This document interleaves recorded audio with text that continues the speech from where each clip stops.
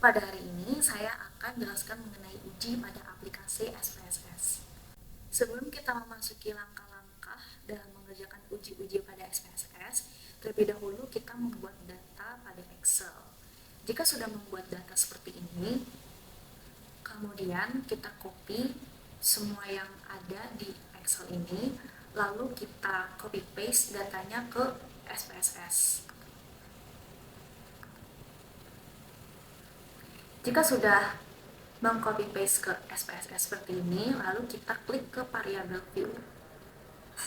Lalu ubah nama variabel di sini menjadi keterampilan, keaktifan, prestasi, karena di Excel tadi namanya adalah X1, X2, dan Y. Maka kita ubah menjadi keterampilan, keaktifan, dan prestasi. Dengan desimal 0 dan label kita ganti dengan keterampilan belajar, keaktifan belajar, prestasi belajar. Lalu measure-nya kita ganti scale semua.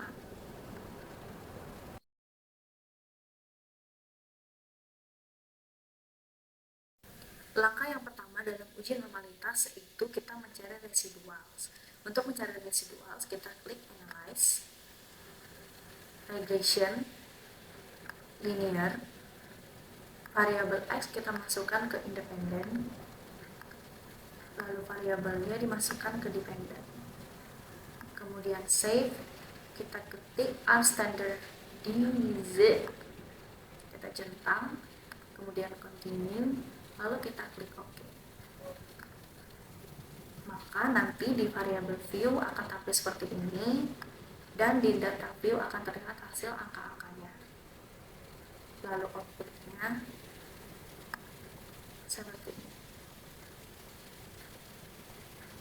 Kemudian kita akan mencari tabel KS. Klik Analyze, kemudian Non-Parametric Test, lalu Legacy Dialogs, lalu One Sample KS. Kita masukkan hasil dari resi kita tadi ke dalam test variable list, lalu klik OK. Maka outputnya akan seperti ini.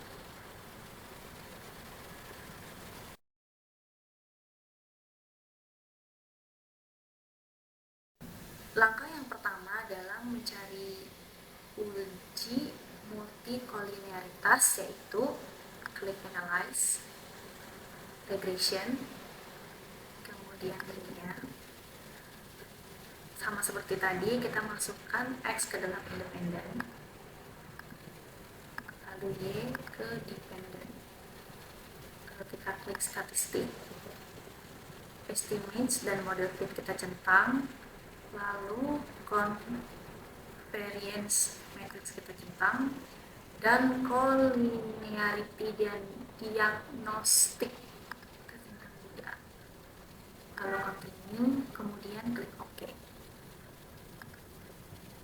Maka hasil outputnya akan seperti ini.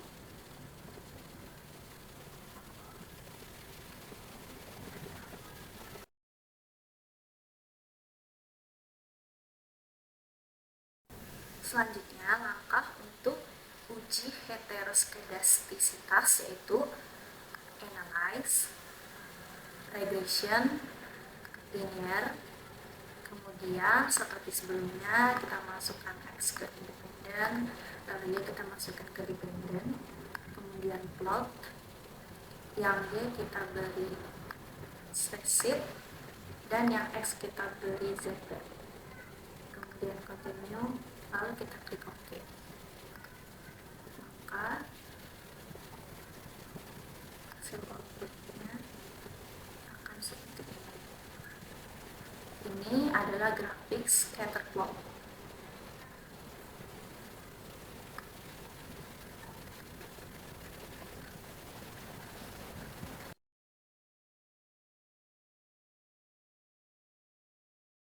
Lalu langkah uji dari autokorelasi adalah yaitu Analyze, kemudian Regression, Linear. Seperti tadi juga, yang X kita masukkan ke independen, yang Y kita masukkan ke dependen. Kemudian statistik. Jika keduanya sudah dicentang, lalu Kita klik centang Darwin-Watson, kemudian continue, lalu oke. Maka hasil variabelnya akan seperti ini. Hasil outputnya akan seperti ini.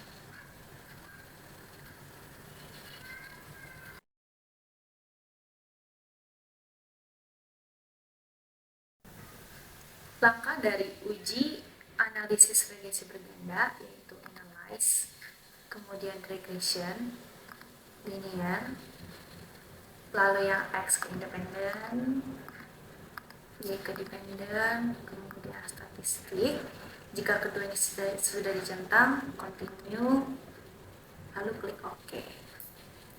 Maka hasil outputnya akan seperti ini.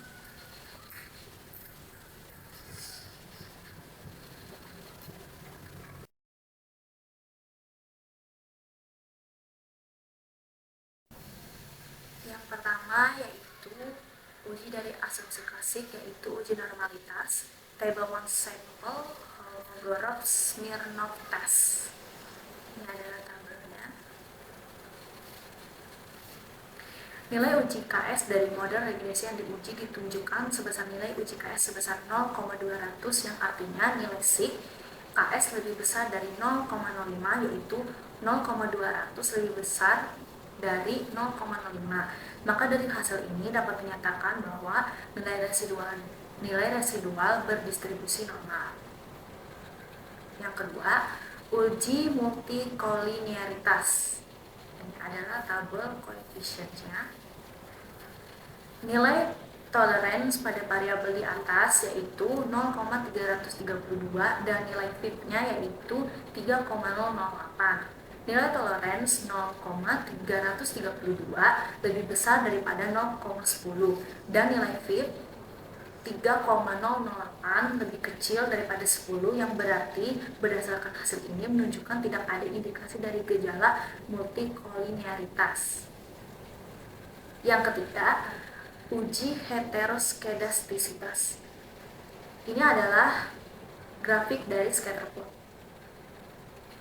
Grafik scatter plot menunjukkan bahwa penyebaran pada titik-titik data tidak memiliki pola tertentu, maka diindikasikan bahwa tidak ada gejala atau tanda-tanda heteroskedastisitas. Yang keempat, uji autokorelasi. Ini adalah tabel model summary. Jumlah variabel bebas yaitu K sama dengan 2, jumlah sampel yaitu M sama dengan 20, nilai DL sama dengan 1,100, nilai DU sama dengan 1,537, nilai DW yaitu D sebesar 1,643, karena Darwin-Watson lebih besar daripada 4 dikurang DU yaitu 1,643 kurang dari 1,643 lebih dari 1,537. Maka hipotesis 0 ditolak, yang berarti terdapat autokorelasi. Berdasarkan 4 uji asumsi klasik, yaitu uji normalitas, multikolinearitas, heteroskedastisitas, dan autokorelasi, maka dapat dinyatakan secara statistik model regresi pengaruh uji normalitas dinyatakan normal apabila nilai tingkat signifikansinya lebih besar dari 0,05. Begitu juga sebaliknya, nilai signifikansinya kurang dari 0,05 maka dinyatakan tidak normal dalam data ini nilai sig. KS lebih besar dari 0,05 yaitu 0,200 lebih besar dari 0,05. Maka dari hasilnya dapat dinyatakan bahwa nilai residual berdistribusi normal.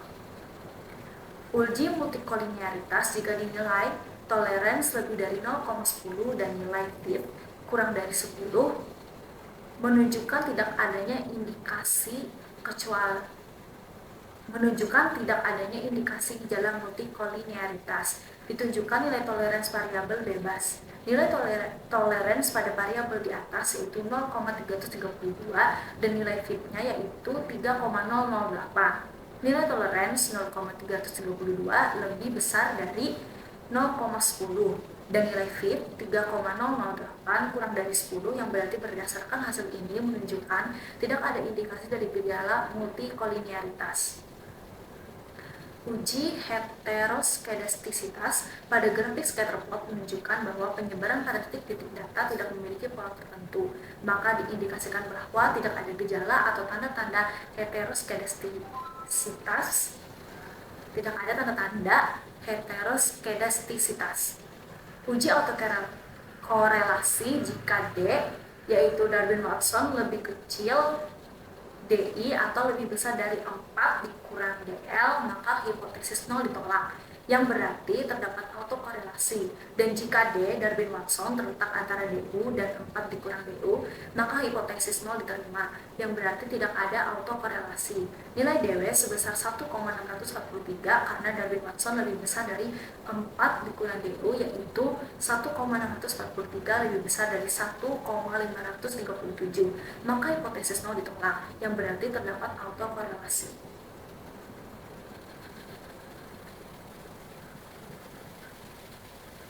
Uji kelayakan model menginterpretasikan output. Yang pertama yaitu uji statistik T. Uji T ini adalah tabel koefisiennya. Ditunjukkan nilai T hitung pengaruh keterampilan proses adalah sebesar 3,107 dengan nilai signifikan sebesar 0,06, yang berarti nilai T hitung lebih kecil daripada 0,05. 0,006 kurang dari sama dengan 0,05, maka dapat dinyatakan secara parsial bahwa keterampilan berpengaruh signifikan terhadap variabel prestasi. Ditunjukkan nilai T hitung pengaruh keaktifan adalah sebesar 0,836 dengan nilai signifikannya sebesar 0,415, yang berarti nilai T hitung lebih besar daripada 0,05. 0,415 lebih besar dari 0,05, maka dapat dinyatakan secara parsial bahwa keaktifan tidak berpengaruh signifikan terhadap variabel prestasi. Yang kedua, uji statistik F. Ini adalah tabel ANOVA. Nilai F hitung dari model regresi yang diuji ditunjukkan sebesar 21,953 dengan nilai signifikannya 0,000, yang berarti nilai signifikan F hitung 0,000 kurang dari 0,05, maka dari itu terdapat pengaruh keterampilan dan keaktifan terhadap prestasi belajar secara signifikan. Yang ketiga, interpretasi model regresi linier berganda. Ini adalah tabel koefisiennya. Rumusnya yaitu Y sama dengan A plus B1 dikali X1 ditambah B2 dikali X2 sama dengan minus 33,559 plus 1,146 plus 0,273. Koefisien konstanta intercept sebesar 17,410 adalah konstanta atau keadaan saat variabel prestasi belajar belum dipengaruhi oleh variabel lainnya, yaitu keterampilan proses X1 dan keaktifan X2 Koefisien regresi keterampilan proses adalah sebesar 0,369, menunjukkan bahwa variabel keterampilan proses berpengaruh positif terhadap prestasi belajar. Koefisien regresi keaktifan adalah sebesar 0,326, menunjukkan bahwa variabel keaktifan berpengaruh positif terhadap prestasi belajar. Yang keempat yaitu kesimpulan. Keterampilan proses keaktifan secara bersama-sama yaitu simultan berpengaruh terhadap prestasi belajar karena nilai F hitung yaitu 0,000 kurang dari 0,05, maka dapat dinyatakan secara bersama-sama bahwa variabel keterampilan proses dan variabel keaktifan berpengaruh signifikan terhadap variabel prestasi belajar. Keterampilan proses berpengaruh terhadap variabel prestasi belajar karena dari nilai T hitung, nilai signifikan variabel keterampilan proses lebih kecil dari 0,006, yaitu 0,006 kurang dari 0,05. Maka dapat dinyatakan secara parsial variabel keterampilan proses berpengaruh signifikan terhadap variabel prestasi belajar. Keaktifan tidak berpengaruh terhadap variabel prestasi belajar karena dari nilai T hitung nilai signifikan variabel keaktifan lebih besar dari 0,05, yaitu 0,415 lebih dari 0,05, maka dapat dinyatakan secara parsial variabel keaktifan tidak berpengaruh signifikan terhadap variabel prestasi belajar. Sekian penjelasan saya, terima kasih.